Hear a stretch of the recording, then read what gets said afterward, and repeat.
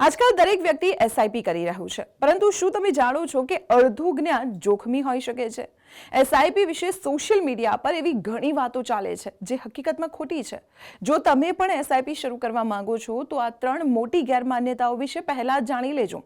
પહેલી ગેરમાન્યતા, એસઆઈપી શરૂ કરતા જ તરત જ મોટું રિટર્ન મળશે. ઘણા લોકો તેને અમીર બનવાનું શોર્ટકટ સમજે છે, પણ યાદ રાખજો, એસઆઈપી કોઈ જાદુ નથી. આ લાંબા ગાળાની રમત છે. જો તમે 7 વર્ષ, 10 વર્ષ કે 15 વર્ષ સુધી રોકાણ જાળવી રાખો તો જ તમને કમ્પાઉન્ડિંગનો સીધો ફાયદો દેખાશે.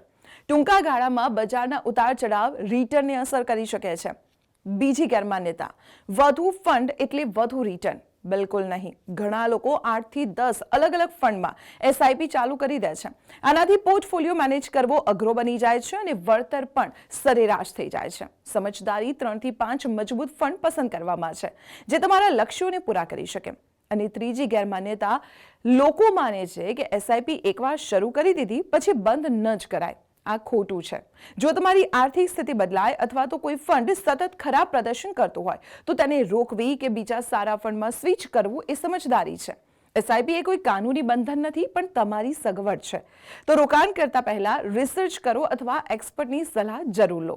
શું તમે એસઆઈપી શરૂ કરી છે? કમેન્ટમાં જણાવો. અને હા, ઇન્વેસ્ટમેન્ટને લગતા કોઈ પણ નિર્ણય લેતા પહેલા સર્ટિફાઈડ ફાઇનાન્શિયલ એડવાઇઝરની સલાહ જરૂર લેજો. અને આવી જ મહત્વપૂર્ણ ઇન્ફોર્મેશન માટે જોતા રહો સંદેશ ડિજિટલ.